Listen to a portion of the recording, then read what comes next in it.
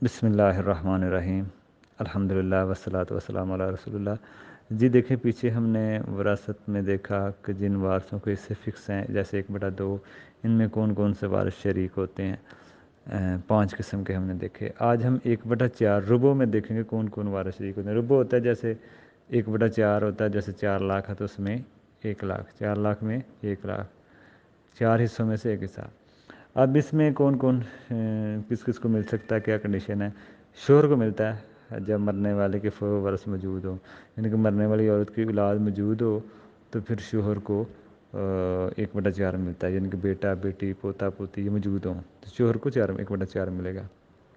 اگر فروغ وارث نہ ہوں تو پھر اس کو آدھا ملتا ہے۔ شوہر کی 2 ہی حالتیں ایسا پانے کی۔ اسی طرح بیوی ہے، اس کو 1/4 کی ایک ہی کنڈیشن ہے کہ بیوی کو ربع ملے گا جب مرنے والے کی فروغ وارث نہ ہو تو بیوی 1/4 ملے گا، ٹھیک ہے نا، ربع ملے گا۔ مثلا فروغ وارث میں بیٹا بیٹی پوتا پوتی یہ آئیں گے۔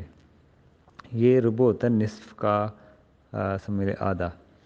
تو بیوی ایک ہو یا زیادہ ہوں سب اسی میں شریک ہوں گی۔ جیسے 1/4 مل رہا ہے بیوی کو، تو اگر 2 بیوی ہیں یا 4 بیوی ہیں سب اس میں شریک ہوں گی۔ جیسے 4 لاکھ ہے، اس میں 1 لاکھ مل رہا ہے تو سب میں یہ تقسیم ہوگا۔ 4 ہے تو چاروں بیویوں کو 25 ہزار آئے گا۔ تو یہ اس میں مسئلہ ہے۔ باقی آگے بیوی کا 1/8 اس کی بھی ایک کنڈیشن ہے۔ 1/8 میں ایک ہی وارث ہے بیوی، جیسے 8 لاکھ ہے تو 8 لاکھ میں 1 لاکھ، 80 لاکھ ہے تو اس میں 10 لاکھ، یہ ہوتا ہے 1/8۔ 8 حصوں میں سے 1 حصہ، یہ کس کو ملے گا؟ کل مال کی وراثت کے 8 حصوں میں سے 1 حصہ بیوی ہے۔ اس کو ملنے کے لیے ایک ہی ہے کہ اس کے شوہر مرنے والے کی اولاد موجود ہو، فروغ وارث بیٹا بیٹی پوتا پوتی۔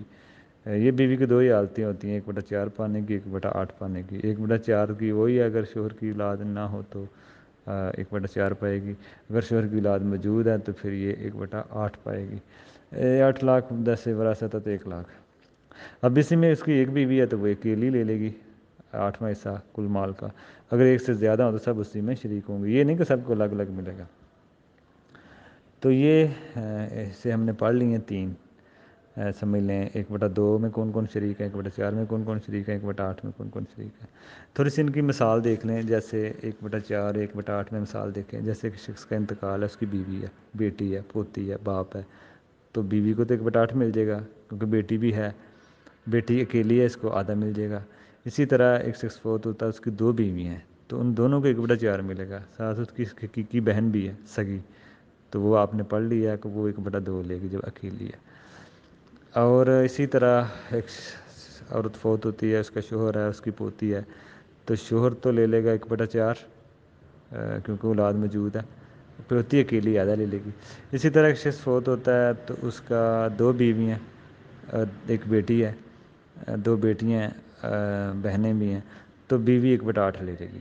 2 بیوی ہیں تو دونوں اس میں شریک ہوں گی۔ اسی طرح ایک شوہر کا انتقال ہے، اس کی بیوی ہے، بیٹی ہے، تو بیوی 1/8 لے لے گی، بیٹی 1/2 لے لے گی۔ بیوی کو 1/8 کیوں ملے گا؟ کیونکہ بیٹی موجود ہے۔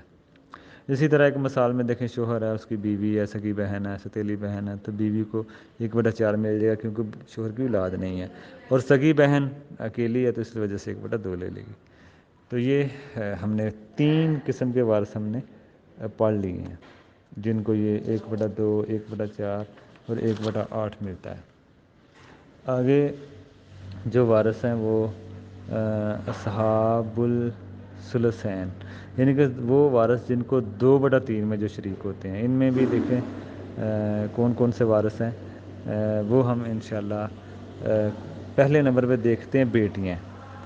بیٹیوں کو 2/3 پھر ملے گا، اگر مرنے والے کی ایک ہی بیٹی ہے تو آدھا لے گی، اگر ایک سے زیادہ ہیں جیسے 2 4 6 8 تو یہ سب 2/3 میں شریک ہوں گے۔ 2/3 یہ ہوتا ہے جیسے مرنے والے نے 3 کروڑ چھوڑا ہے تو 2 کروڑ، 3 حصوں میں سے 2 حصے، تو 2 کروڑ ان پہ تقسیم ہوگا۔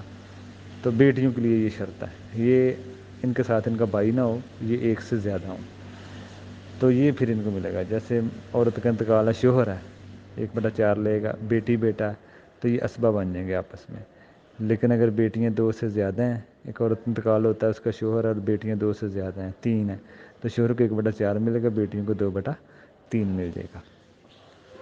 اسی طرح ایک عورت کا انتقال ہوتا ہے، اس کا شوہر ہے، اس کو 1/4 مل جائے گا، 3 بیٹیاں تو تینوں بیٹیاں 2/3 میں شریک ہوں گی۔